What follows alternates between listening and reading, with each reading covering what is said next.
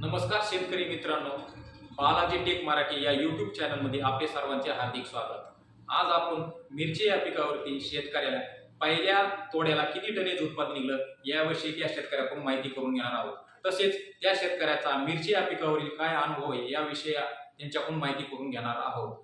आपण या चॅनलवरती पहिल्यांदाच आला असाल तर लाईक करा, शेअर करा, सबस्क्राईब करा. नमस्कार शेतकरी मित्रांनो. नमस्कार. आपण आज दीपक मते, राहणार कोपरा, तालुका गेवराई, जिल्हा बीड येथील मिरचीचे उत्पादक असलेले शेतकरी यांच्या शेतात आलेलो आहोत. दीपकरावने आपल्या या मिजुशी इंडिया या कंपनीचं आलगिरिया नावाचं बायोस्टिम्युलंट त्यांनी वापरलेलं आहे. तर आपण त्यांना विचारू किंवा हे आलगिरिया वापरल्यानंतर त्यांना याच्यामध्ये काय काय फायदा झाला मिरचीमध्ये. नमस्कार दीपकराव. नमस्कार. तुम्ही जे हे आलगिरिया वापरलंय ते मिरचीच्या कोणत्या कोणत्या म्हणजे कोणती स्टेजमध्ये वापरलंय आणि तुम्ही वापरल्यानंतर तुम्हाला त्याचा काय फायदा झाला हे एकदा आज शेतकरी मित्रांना सांगा बरं. मिरचीची लागवड झाल्याच्या नंतर 15 दिवसांनी एक वेळेस सोड होतं, तर त्याने मिरचीची मुळाची वाढ झाली, डेरा पण चांगला झाला, फुटवा केला आणि पानाची गिरणारी राहिली. म्हणजे एक तर मुळाची वाढ एकदम चांगली झाली. मुळाची वाढ चांगली झाल्यामुळे तुमच्यावर झाडाला फुटवे चांगले लागले, झाडाची हाईट वाढली, उंची वाढली आणि माल धारणा देखील त्याच्यावरली चांगली झाली. मग तुम्ही आलगिरिया किती एकर क्षेत्रफळ आहे आपल्यावर हे मिरचीचं? 1.5 एकर क्षेत्रफळ आहे. 1.5 एकर क्षेत्रफळाला आपण आलगिरिया किती किती खालून ड्रिंचिंग म्हणजे खालून ड्रिप मधून किती सोडलं होतं? किती? 3 लिटर.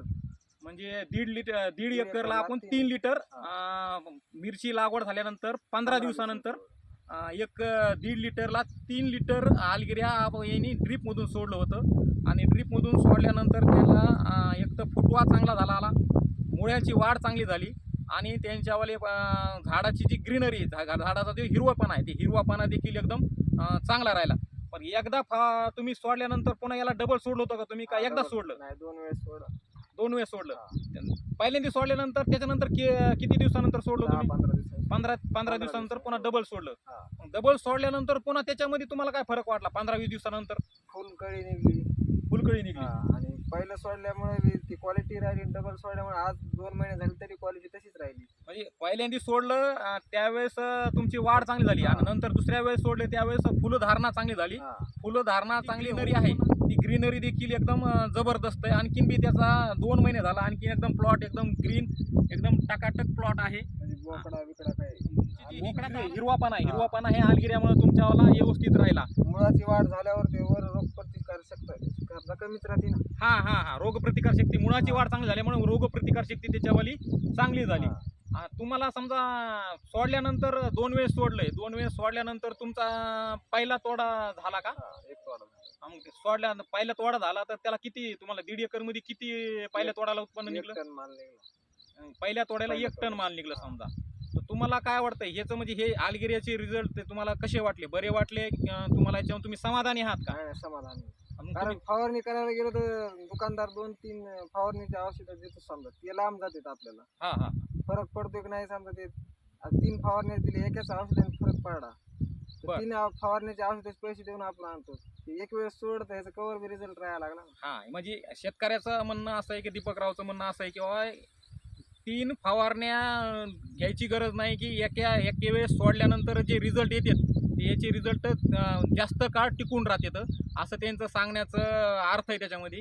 आणि त्यांना 1.5 एकरमध्ये जो पहिला तोडा आहे, सुरुवातीचा तोडा, हा या 1.5 एकरमध्ये 1 टन तोडा निघलेला आहे 1.5 एकरमध्ये. त्यांचं म्हणणं असं आहे की त्याच्यामुळं तुम्ही एक तर मुळ्याची वाढ चांगली झाली, मुळ्याची वाढ चांगली झाल्यामुळे तर फुलधारणा फळधारणा चांगल्या झाल्यामुळे त्यांना उत्पन्न चांगलं निघलं आणि प्लॉटची ग्रीनरी आणखीन देखील हिरवागारपणा त्याच्यावाला टिकू नये.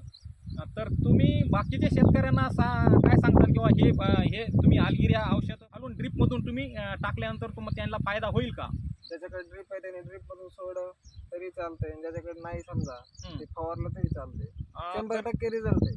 बरं शेतकरी मित्रांनो, आपलं हे जे आलगिरिया नावाचं जे औषध आहे, मिजुशी इंडिया कंपनीचं आलगिरिया नावाचं जे औषध आहे ते आपण मिरचीला किंवा कोणत्याही पिकाला खालून ड्रीपमधून एकरी 2 लिटर आणि फवारणीद्वारे जर करायचं असेल तर एका 15 लिटरच्या पंपाला 50 ml फवारणी केली तरी देखील चालतंय. हे दोन्ही स्वरूपात काम करतंय. एक तर तुमचं ड्रीपमधून बी सोडू शकतात आणि तुम्ही फवारणीमधून फवारणी देखील करू शकतात. एका पंपाला 50 ml टाकी फवारून. दीपक मते या शेतकऱ्यांना आपलं अल्गिरिया वापरल्यामुळं त्यांचं मिरचीचं उत्पादन वाढलंय. त्यांची मिरची आज देखील हिरवेगार आहे. त्यांना एका पहिल्याच तोड्याला 1 टन उत्पादन निघलंय.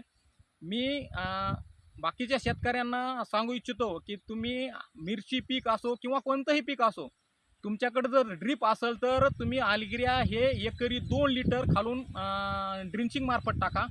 आणि ज्या शेतकऱ्याकडं समजा ड्रीप नसेल तर त्यांनी तुम्ही फवारणीवरून फवारणी देखील करू शकता. एका पंपाला 50 ml अल्गिरिया जर फवारलं तर तुमचं उत्पन्न 100% वाढेल. अल्गिरिया हे जे औषध आहे, या अल्गिरिया औषधामध्ये 16 प्रकारचे मायक्रोन्यूट्रिएंट याच्यामध्ये कंपनीने दिलेले आहेत.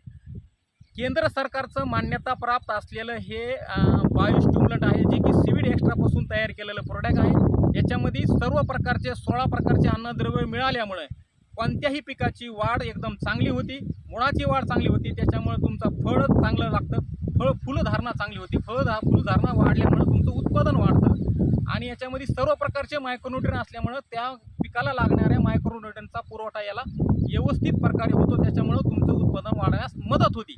तर मी सर्व शेतकऱ्यांना विनंती करेल किंवा सर्व शेतकऱ्यांनी आपल्या पिकावरती मोझुसी इंडिया कंपनीचं अल्गिरिया नावाचं औषध नक्की वापरावे.